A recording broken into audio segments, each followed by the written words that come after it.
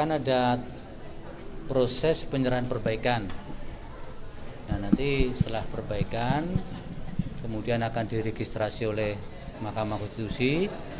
Setelah diregistrasi nanti para hakim akan menggelar gelar perkara untuk masing-masing panelnya. Kemudian nanti menetapkan hari sidangnya. Itu aja, Mbak. Apalagi?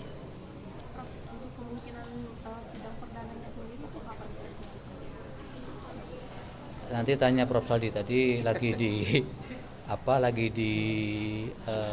ya kira-kiranya di awal Januari ya. Pastinya registrasi kalau tidak ada halangan di tanggal 3. Nah, selebihnya kan ada sekuen waktu 4 hari, selambat-lambatnya harus sudah sidang pertama.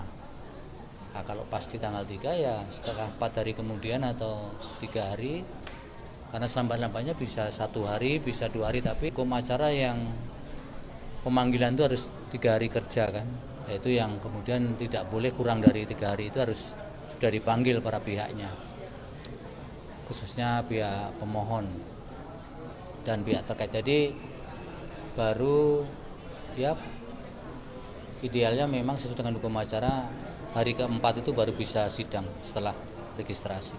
Kalau mengikuti peraturan MK itu kan ada 2 tahapan ya. Kalau di tahapan kedua itu kemungkinan sidang perdananya itu di 9 Januari. Itu baru baru kemungkinan akan dilakukan registrasi 2 tahap itu kan. Itu sangat dinamis, artinya tergantung perkara yang masuk. Kalau perkaranya tidak terlalu signifikan, misalnya masih seperti kira-kira pileg kemarin kan 300-an ya, itu mungkin masih bisa dilakukan registrasi 1 tahap saja.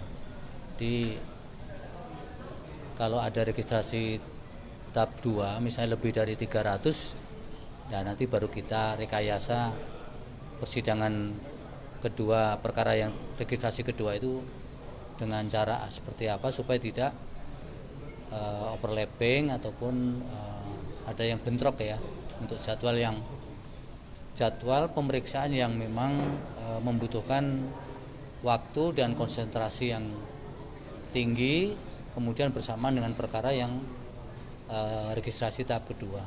Tapi sangat tergantung jumlah perkara yang masuk dulu, itu belum pasti ada tahap 2 itu, Mbak.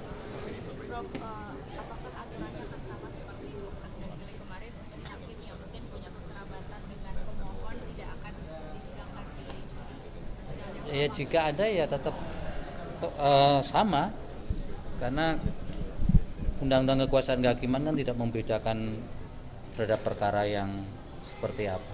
Sepanjang perkara itu menjadi kewenangan Mahkamah Konstitusi atau badan peradilan di luar MK pun kan sama ketentuannya.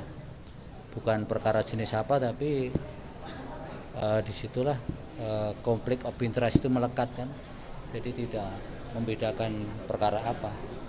Sepanjang ada kepentingan yang berbenturan ya nanti perlakuannya sama.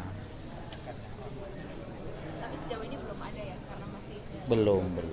Kan belum ada perkara yang kita bisa baca, karena kan ini masih permohonan awal, belum perbaikan. Jadi belum menjadi perkara yang bisa diregistrasi. Kecuali nanti sampai batas waktu perbaikan tidak menyerahkan perbaikan, permohonan awal pun bisa diregistrasi.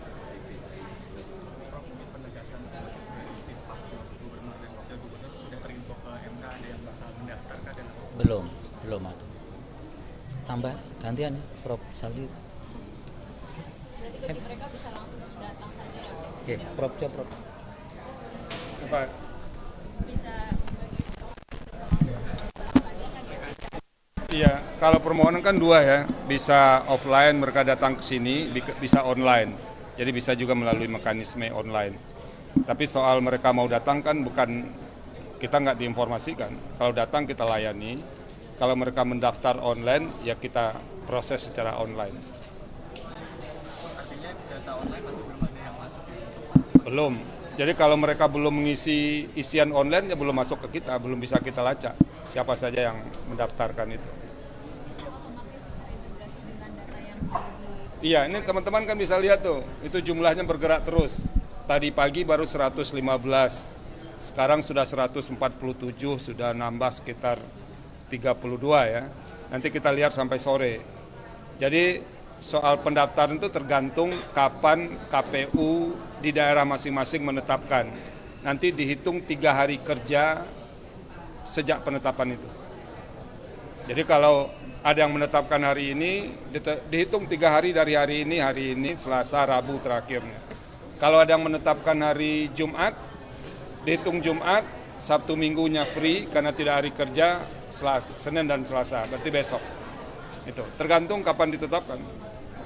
Izin Prof, untuk bertanya untuk Maluku Utara sendiri, daerah dan kabupaten mana yang bisa Kita hakim sama sekali belum tahu ya, karena itu masih ada di tahap registrasi awal. Jadi secara resmi permohonan itu baru akan sampai kepada hakim setelah melalui beberapa tahapan. Tahapan yang pasti seperti dikatakan Pak Ketua tadi, ketika perkara mulai masuk gelar perkara. Nah, kami sudah bisa mengetahui, oh ini dari daerah ini dan segala macamnya. Nanti kalau kami catat daerah-daerah tertentu, bilang pula kami punya kepentingan dengan perkara di daerah tertentu. Jadi, real perkara sekarang masih ada di bagian pendaftaran. Siap, Prof. Terima kasih. Ya. Ada yang untuk Pak Arsul. Pak Arsul ada nggak? Apa ya? Cukup pertanyaannya. Cukup ya. Terima kasih, Bro. Yuk. Terima kasih, Bro.